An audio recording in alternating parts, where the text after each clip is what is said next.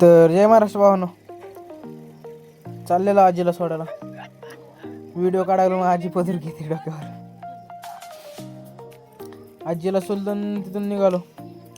आमचा रंगवायचा माळ. तिथून पोचलो गावात. म्हणलं गाणा आला सर, गाणाला घेऊन जाऊ. तर गाणा भेटला. गाणाला घेतलं आणि निघालो कामावरती. तिथून गेलो घरी परत गाणाला सोडून. मग परत पोचलो मग रिटर्न कामावरती.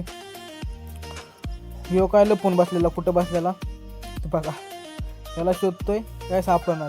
पुढे जाऊन म्हणलं माळ्यावर बसला असेल. तर बघा गणपती बसल्यासारखा बसलाय. हसतोय बघा कसा. आणि मग उतर खाली.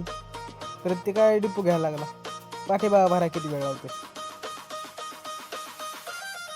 तरी फास्ट फॉरवर्ड आहे. परत त्यांनी काल पट्टी नव्हती धुवून ठेवली.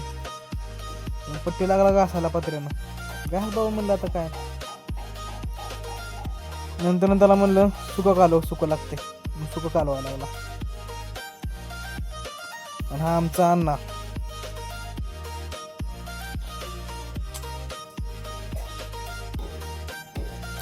त्याला म्हणलं ईट होलामध्ये घाल एक तोडून.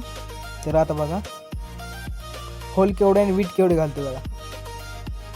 बघा कसं बोजायचं ते. परत माल कमी पडला, त्याला मला माल काढलो. तेवढं काम केलं आणि घरी चाललो. घरी गेलो, फ्रेश झालो. तिथून निघालो गावात. गावात पोचतोय तर काय मित्राचा फोन आला होता.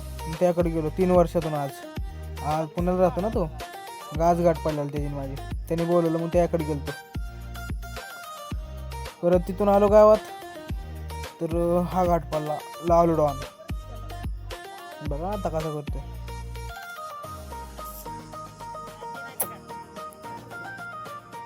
नात करते काय.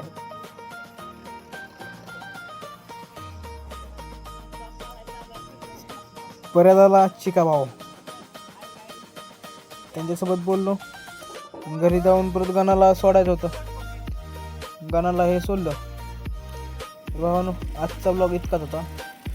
Thank you so much your watching. Bye.